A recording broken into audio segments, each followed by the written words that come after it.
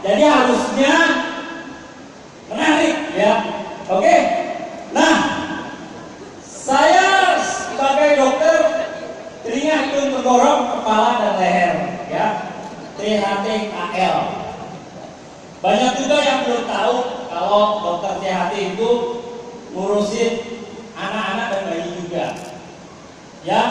Dan dokter THT adalah dokter bedah sebenarnya di bidang telinga, hidung, tenggorok. Bicara soal bedah, memang salah satu cita-cita saya. Ya, ketika saya masuk dalam muka, ketika saya sudah memakai baju, maka ada feel asik. Apalagi kalau saya sudah melakukan pembedahan, memahat-mahat hidung orang, asik. Ya. Bahkan lebih gila lagi ketika dulu saya pendidikan di dokter THT di RSCM, itu dalam 3 bulan kita ditargetkan minimal 10 kali membedah leher orang untuk melakukan tracheostomy. Ya, jadi ketika seseorang tidak bisa bernapas karena suatu hal seperti tumor, gangguan pita suara, tidak ada jalan lain kecuali sementara dibuat lubang di lehernya. Dan itu pasien dalam keadaan sadar, seringnya.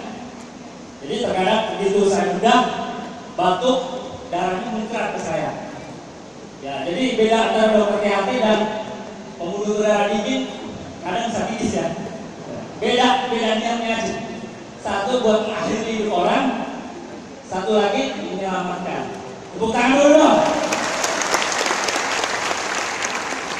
Saya bekerja, alhamdulillah, bersyukurillah di rumah sakit ternama di Jakarta dan juga mungkin di Indonesia, Rumah Sakit Pondok Indah. Jadi kalau ada pejabat dan presiden, menteri, anggota DPR itu biasanya lahiran atau berobat atau dirawat di Rumah Sakit Pondok Indah.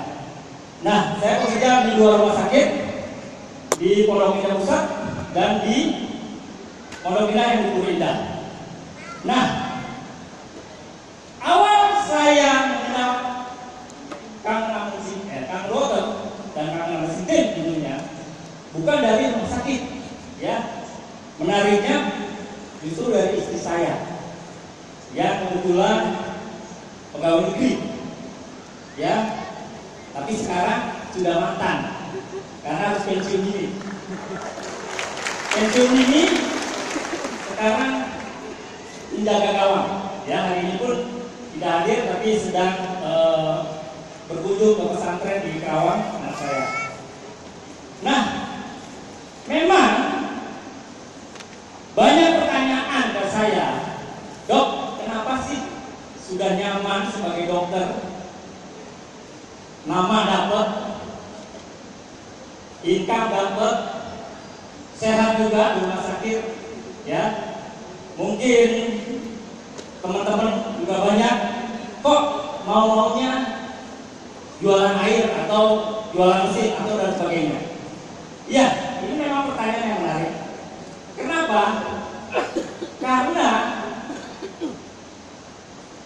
saya punya moto, dan saya rasa teman-teman di sini semua juga setuju bahwa hidup adalah anugerah. Apa? Bapak Ibu? Hidup adalah anugerah.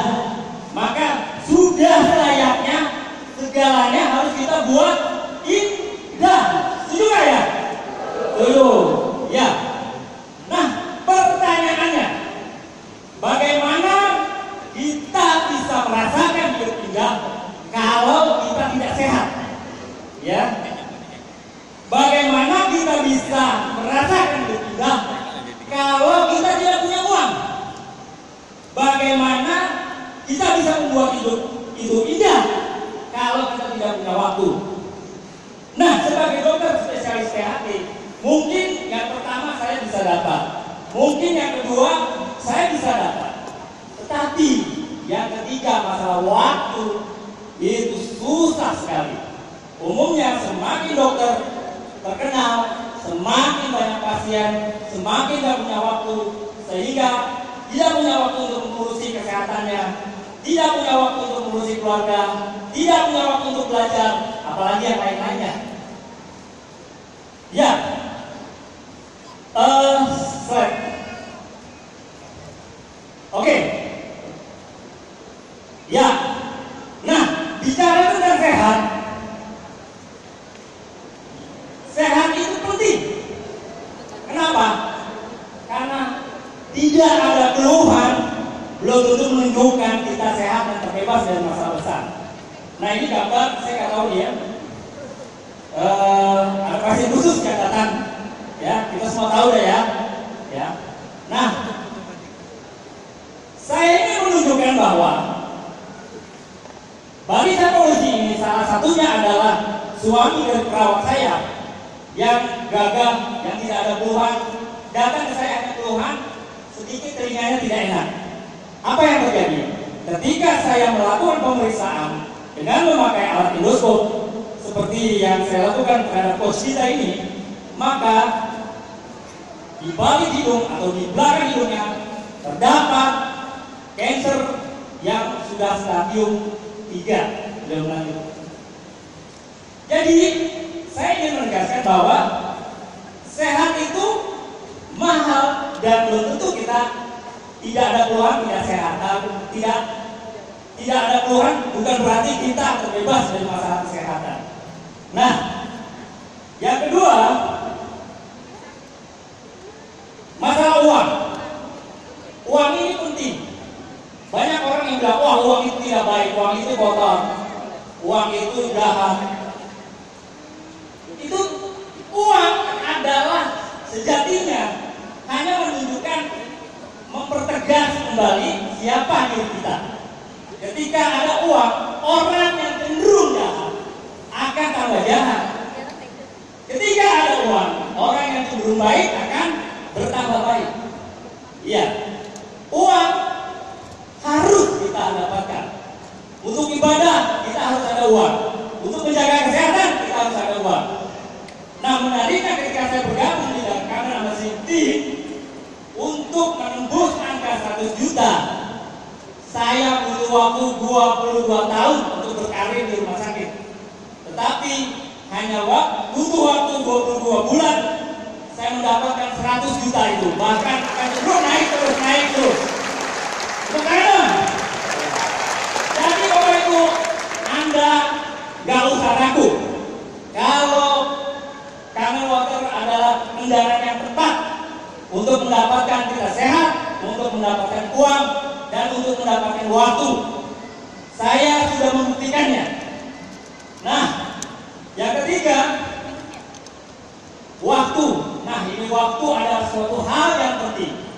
Karena ketika saya mendapatkan pasien, dan ini kejadian nyata, kejadian di mana pasien datang sesak dan saya dan senior saya sangat sulit untuk mendeteksi secara cepat apakah saya harus bolongi lehernya atau tidak, dan ternyata kita terlambat, maka pasiennya pasui. Dan itu memang suatu hal yang sulit. Maka, yuk bapak-bapak, ibu-ibu yang di sini, Anda tidak perlu ragu lagi untuk menentukan sikap. Segera bergabung, karena waktu adalah sangat penting. Nah, saya sangat sibuk bekerja di luar rumah sakit setiap hari. Bahkan tadinya saya pagi sampai jam 9 malam praktek. Tetapi akhirnya saya bersyukur karena dipertemukan dengan Kak Nawasi tim melalui tangan-tangan yang sangat luar biasa, Ibu Kailia dan Mas Roni serta Dr. Andika. Berdoa tangan dulu lah untuk mereka yang hebat-hebat. Nah, tentu saja untuk berhasil di dalam kamera mesin tim, seperti Mas Adis bilang, bahwa kita harus MTK, harus teachable, siap belajar, juga harus mempunyai keyakinan yang kuat. Dan satu lagi yang penting adalah komitmen. Komitmen berarti susah, mudah, sulit, gampang dijalani. Oleh karena itu, Yuk, mari kita membangun peradaban ini dengan segera kita menambah kebaikan. Kalau saya yang sibuk bisa, kalau kami yang tadi bicara juga sibuk bisa, Anda semua pasti bisa. Syaratnya komitmen. Terima kasih. Wassalamualaikum warahmatullahi wabarakatuh.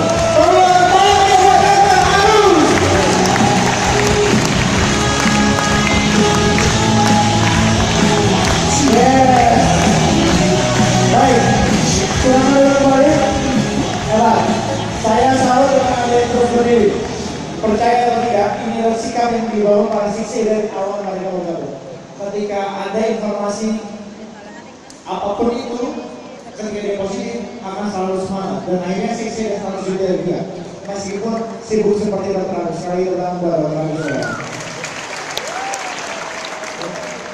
Sibuk kayak begitu ya, saya bahkan dengan ini gini Pak. Ketika beliau lagi di rumah sakit, sela-sela pekerjaan itu baru edukasi. Bagaimana dengan juga konten? Kalau dokter juga berarti ada salah dengan sikapnya. So kita mulai sepakat perbaiki pagi hari boleh? Sepakat? Siapa?